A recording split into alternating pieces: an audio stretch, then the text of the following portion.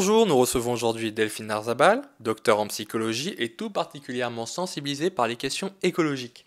On évalue chaque année le coût des catastrophes naturelles à près de 350 milliards de dollars et on estime que plus de 6 millions de tonnes de déchets plastiques sont déversés dans les océans. D'où mon choix de mon invité du jour. Bonjour Delphine. Bonjour Benjamin. Alors, tout d'abord, racontez-nous comment vous est venue cette vocation pour les questions environnementales. Dès toute petite, en fait, j'ai grandi dans une famille qui était très intéressée par l'environnement, les questions écologiques.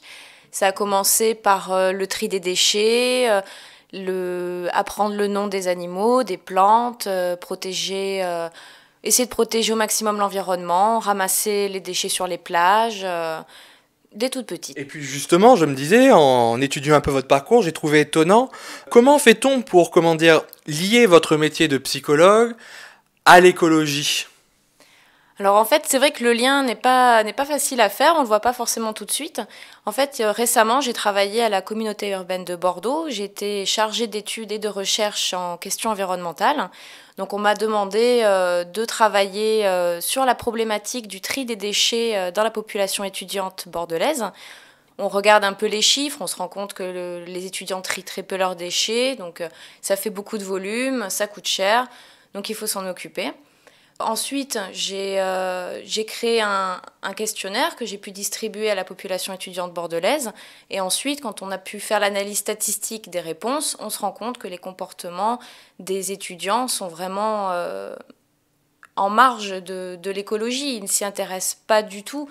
Ils disent s'y intéresser, mais leur comportement montre que ce n'est pas du tout le cas. Et en ayant travaillé au centre justement des problématiques environnementales, quel est votre point de vue par rapport à l'évolution des comportements et des mentalités pro-écologiques dans nos sociétés aujourd'hui ? Alors au fait, aujourd'hui, tout le monde est sensibilisé de près ou de loin aux questions écologiques.